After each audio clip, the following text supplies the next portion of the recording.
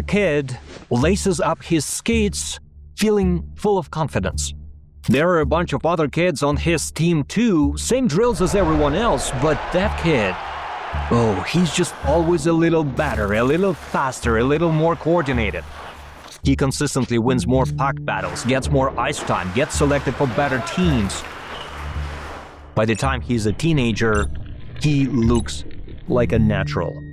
And everybody predicts a great future in the NHL for this kid. He was born on January 1st. And you might think, why does it even matter? But a disproportionate number of elite hockey players share one thing in common. Not height or weight or background, it's the months of their birth. January, February, and March. Over and over again. Must be something to do with astrology? But if something as random as a birth month can shape who makes it to the top, what else are we getting wrong about success? We create these systems where we identify a group of people who have a narrow initial advantage, and then we shower them with all kinds of additional advantages, which causes that small difference to grow. Your birth month, according to decades of data, might have more to do with your success than your talent, your education, or how hard you work. Well, at least as far as hockey is concerned. But astrology has nothing to do with this. The eligibility cutoff for youth hockey is January 1st. So a kid born in January is almost a full year older than a kid born in December. When you're 30 or 40, 1 year doesn't make that much of a difference, but at age 7 or 8, that's a massive physical advantage. The older kids are just more developed, and so they get better coaching, more ice time, better opportunities. By 16, that gap looks like talent. But it wasn't just talent, it's also timing. And hockey isn't the only place this phenomenon shows up. In 1968, a different kid, a 12-year-old one in Seattle, walked into a school lab with something most people in the country had never seen before: a computer terminal. His school had struck a deal that gave students access to the machine. And while most kids his age were still learning to type on typewriters, this kid was writing computer programs. No one had access to a computer terminal in 8th grade or 9th grade or 10th grade or even college in 1968. Anywhere else in the world. By the time he dropped out of Harvard years later, he'd already logged thousands of hours of programming practice. More than most people alive at that time. That kid's name was Bill Gates. He was born in 1955, and the same pattern from hockey seems to explain him perfectly. Right time, right access, right circumstances. And he's not the only tech tycoon born in that window. Steve Jobs, Paul Allen, Eric Schmidt, Bill Joy, all born between 1953 and 1955. That can't be just a coincidence, can it? Being born right before the personal computing revolution clearly mattered. And the same dynamic shows up in other sectors: law, science, finance. Completely different worlds, but the same pattern. Timing created opportunities. That must be the answer to success, right? But let's think about it. How many kids were born in America in 1955 alone? I'll tell you, over 4 million. Bill Gates wasn't the only one born in the right year to get the opportunity. Within a few years, computer access wasn't rare anymore. It was an entire generation.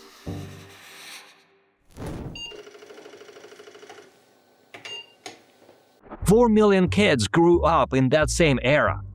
Many had the same window of opportunity sitting right in front of them as Bill Gates did.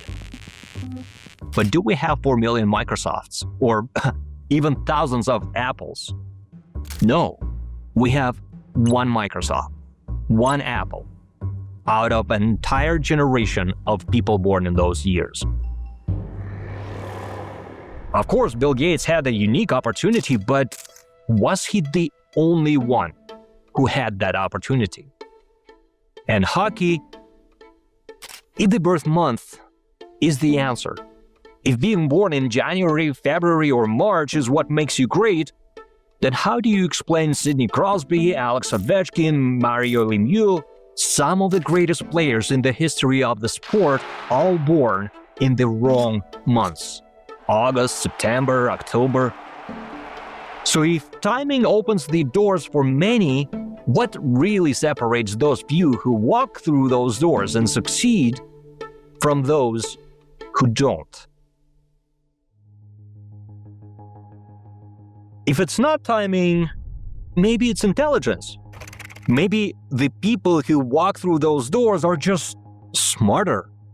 They see what others don't, they think faster, spot opportunities before everyone else does. Maybe they have sky-high IQs, and the higher the better. Gates is allegedly 160 IQ, and the intelligence hypothesis would make sense. Except let me tell you about Chris Langan. Chris has been reported to have an IQ around 195. I was working in a bar at night, and I happened to see a copy of Omni magazine. It said the world's most difficult IQ test. It consists of 48 problems, some of which are extremely difficult. I think, gee, that's interesting. For reference, Einstein was estimated at about 160. Same as Gates. Langan started talking at 6 months old, taught himself to read at 3 by every measurable standard of raw cognitive ability. He's one of the most gifted humans who's ever lived. So, where is Chris now? With an IQ like that, gotta be a billionaire, no? But instead, Chris Langan lives on a horse farm in rural Missouri. He bought the farm after winning $250,000 on a game show. Do you think you are one of the smartest people on the planet? Yes. Before that, he bounced between odd jobs, never finished college, never published groundbreaking research, IQ of 195. 35 points higher than Bill Gates and Einstein. Mojo! Come on, boy. But Langan isn't an isolated case. In the 1920s, Stanford psychologist Lewis Terman launched the most famous study of intelligence in history. He tested thousands of children in California. Then he selected roughly 1,500 of those children who had IQs above 140 and tracked them for the rest of their lives. 140 IQ is essentially the certified geniuses. He wanted to prove that high IQ predicts extraordinary achievement. And he took out a bell curve and he said, look, up here on the right, these are the kids who are in your gifted class. These are all your friends, basically. To the left here, about in the center is about average. And he moved to the left of the bell curve and said, this is you. I'm sorry you don't qualify for gifted education. And his geniuses did just fine. Many became professors, lawyers, doctors, comfortable, successful careers. But not a single person out of those 1,500 people won a Nobel Prize. Not a single Pulitzer. Not one became a clear, world-changing figure. But among the thousands of kids Terman rejected, the ones whose scores weren't high enough to make the cut, at least 2 went on to win the Nobel Prize in Physics. The Genius study rejected 2 future Nobel Prize winners for not being smart enough. And when you zoom out even further, the same pattern holds. According to some estimates, the average IQ of a Fortune 500 CEO is probably in the 125 range. Self-made billionaires, roughly same range, maybe slightly higher. Smart? Yes. Above average? Definitely. But Einstein-level genius? Not even close. And those are averages, which means roughly half of Fortune 500 CEOs, people running some of the most powerful companies on the planet, have an IQ much closer to Earth. But do you know where the intelligence hypothesis really falls apart? There are roughly 168 million people on Earth right now with an IQ above 130. How many of them are billionaires? Depends on the report, but let's say about 2,200. And that's approximately 0.001% of all people with an IQ of 130 or higher. If intelligence was the driver of success, those numbers should look very different, no? And if IQ really was the key to success, how did Forrest Gump get so rich? We were sitting next to a millionaire. Wait, Forrest Gump? Never mind. So if it's not timing, and it looks like it's not intelligence either, then it's gotta be hard work, right? What if it's not about outsmarting everyone else, but about outgrinding them? If there is one person who proves that hard work is the answer, it's Arnold Schwarzenegger. He was born in post-war rural Austria. No indoor plumbing. His father was an abusive policeman and a former Nazi party member. Got drunk once a week and came home and was like brutalizing everybody for one time, and the rest of the time he was very sweet. There was nothing about Arnold's starting position that suggested anything remarkable was possible. But at the age of 15, he decided he would become the greatest bodybuilder in the world. And he did. Then he decided he'd become the biggest movie star in Hollywood. And he did. Then he decided to get into politics and became the governor of California. At every stage, he got what he wanted. You need to have a direction. You need to have a goal. Why you get up in the morning, what do you struggle towards, what it is, why you're happy to go to bed at night, if you need some rest to get up in the next morning and have that energy again. All of this has to have purpose. Did this man simply outwork everyone around him? After all, he trained when others rested. He studied English by watching movies with subtitles when his peers were playing soccer, and probably drinking their brains off after. Arnold didn't have timing. He didn't have some unique once-in-a-lifetime opportunities created just for him. He didn't have Einstein's IQ either, but he did have a work ethic that bordered on obsession. So that must be the answer: work ethic, the key to unlimited success. But then we run into the same problem, don't we? Was Schwarzenegger the only Austrian with an abusive dad and poor living conditions? Was he the only one who worked that hard? Or was he the only person in the world with that level of discipline? Of course not. And if hard work is the only factor, how do you explain the Wall Street grinders? At the top investment banks, analysts routinely work 80, 90, sometimes even more than 100-hour weeks. By conventional standards, everyone is an elite hard worker. Always exhausted, always pushing at the absolute limit. Many are miserable, and yet only a tiny fraction ever make it to the top. Or take Olympic swimmers. Every single athlete at that level has trained since childhood. Early mornings, brutal training regime, years of sacrifice. They've all outworked almost everyone on the planet. And yet, there's only one Michael Phelps. When so many work equally hard, hard work can no longer reliably explain who wins, can it? So maybe it's something else entirely. For decades, Western mountaineers have marveled at Sherpa endurance in the Himalayas. Sherpas carry enormous loads at extreme altitudes. They easily outperform elite climbers who have spent years preparing for a single summit attempt. But are they actually working extremely hard? Well, yes, Sherpas are arguably some of the most hardworking people on the planet. But the Western climbers' bodies are actually working harder, much harder. I think if you are talking about high altitude mountaineering, it's important to do this, at least every 6 months. It keeps your body ready for, I think, lack of oxygen. At a certain altitude, our bodies are starting to go through extreme physical stress. The muscles are literally consuming themselves just to preserve oxygen to survive when the air pressure drops. But recent research identified a genetic mutation called EPAS1, a gene that all Sherpas have. That gene allows their blood to use oxygen with extreme efficiency. Their biology is just operating in a fundamentally different mode. So they're not outworking the climbers are outworking them, and still losing in comparison. Ha! So that's gotta be biology then, genetics. Maybe it's the unique combination of genes that make others succeed. Well, maybe. But we've already been through the same rabbit hole 3 times now. Timing, intelligence, hard work, and now biology?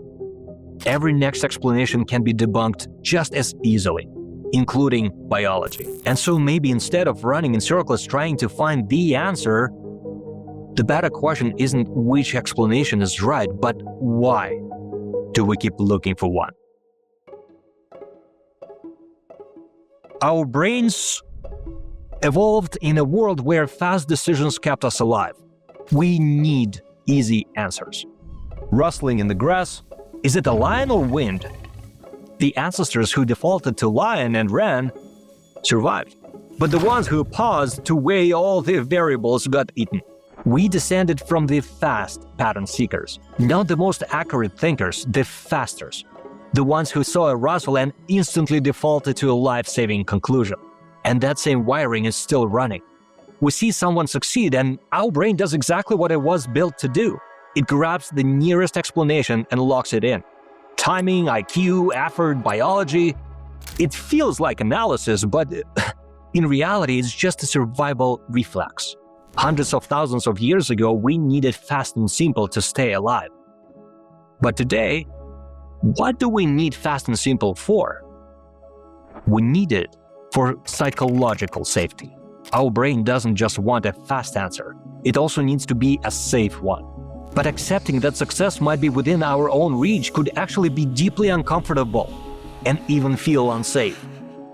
It means that maybe other people's success isn't as unique as we think. And maybe our own actions play a much bigger role in our lives than we'd like to admit.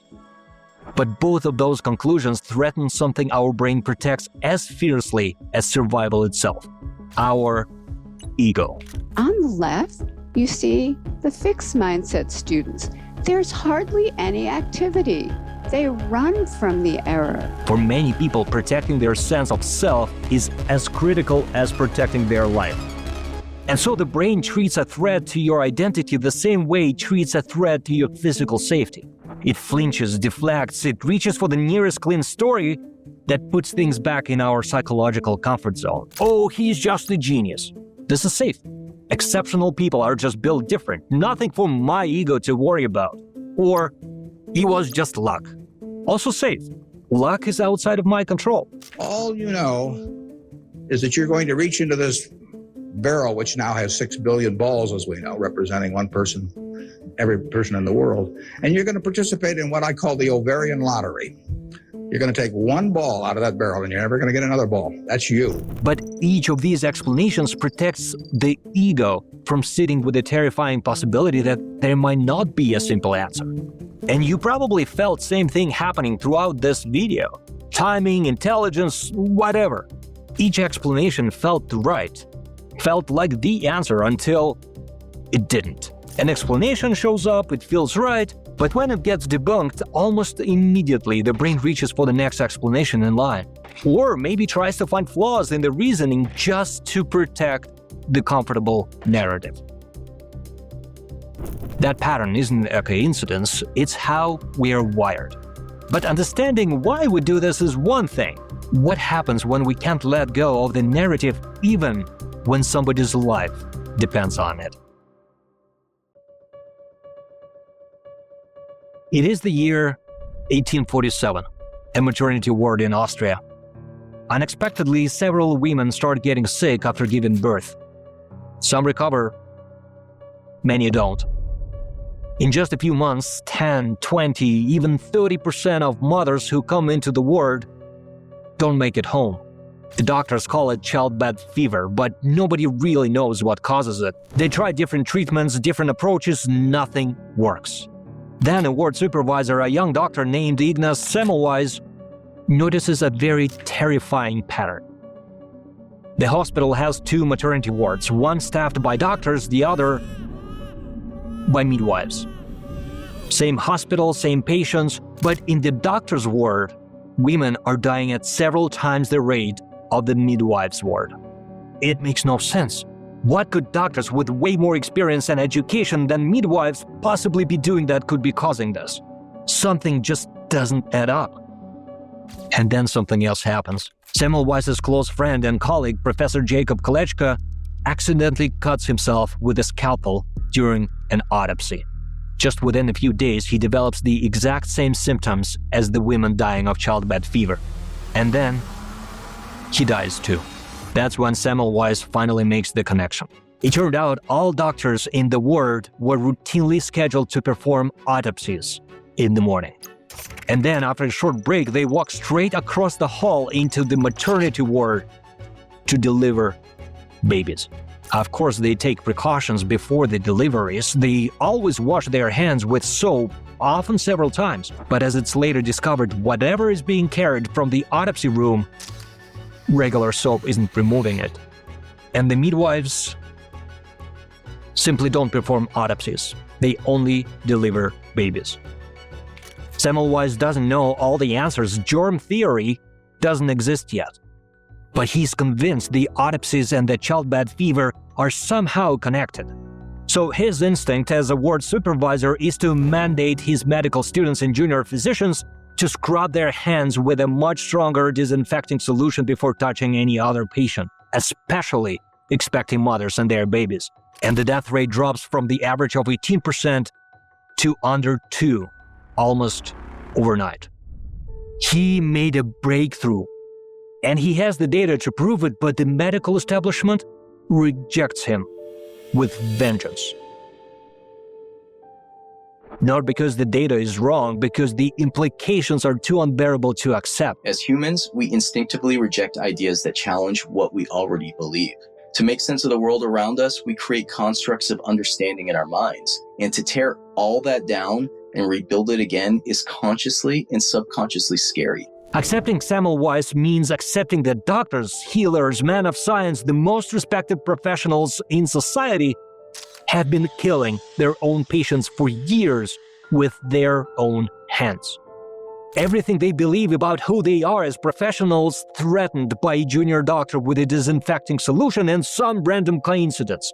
Shortly after, Semmelweis is dismissed from the hospital, discredited by his colleagues, mocked in medical journals. He spends years trying to convince anyone who would listen, writing letters, publishing data, but they don't listen. Eventually, he is committed to an asylum and dies there at the age of 47. Only decades later, germ theory proved Semmelweis was right all along. Proper hand disinfection does prevent the spread of deadly infection. But the doctors who rejected him were protecting a narrative that they couldn't afford to question. And patients died for it. Patients died because a group of professionals chose their identity over the evidence. Semmelweis' story isn't just history, it's a warning. A warning about arrogance, about blind faith and consensus, about forgetting that medicine is supposed to serve the patient, not the profession. And if you think this is just a 19th century problem, some estimates still put preventable medical errors among the leading causes of death in developed countries even today. Aviation figured this out decades ago. Crashes and mistakes are recorded and investigated. Every black box is opened. Pilots are trained to report errors without career consequences. And flying is now the safest way to travel. Medicine has made enormous progress, but that instinct to protect institutional identity over confronting uncomfortable data hasn't fully gone away, even 180 years later. Of course, when we hear a story like Semmelweis's, it makes our blood boil. How could anybody be so reckless? And for what? Their ego? We're quick to blame the institutions, the system, but that same instinct to protect the story we tell about ourselves doesn't just live in institutions. It might be living in all of us. I wasn't born to a rich family. As a matter of fact, for as long as I remember, my family had problems with money. My parents were doing their best to hide those problems from us, but I could often sense the dread of having to figure out how to pay next month's rent or even feed my brother and me. Of course, things weren't always as bad, but I clearly remember a morning when I opened the fridge with only one sausage in it, and my mom told me I could only take a half because the other half was for my brother. Then we moved to a different country, new language, new rules, new everything. We had no local experience, couldn't even speak English to buy water without pointing at it, and everything we touched seemed to fail. Made a deposit for a rental unit, got our money stolen, applied to college, didn't pass English exam, started a business, it failed. Whatever little savings we had evaporated very quickly. And every failure, every financial problem, every mistake I made was only reinforcing what I learned so many times during my childhood. We're just meant to be poor. You can't change your destiny. My parents' struggled with finances too, and so did my grandparents' parents.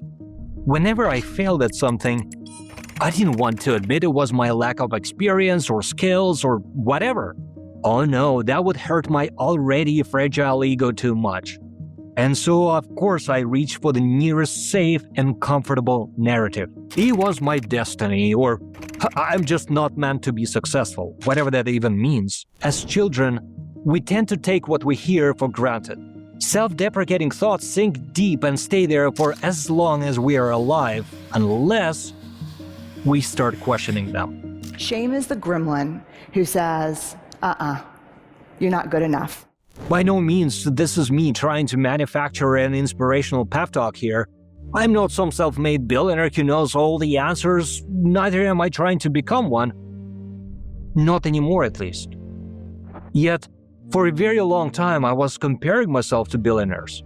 Their wealth, fame, lifestyles. But I was looking at the wrong thing.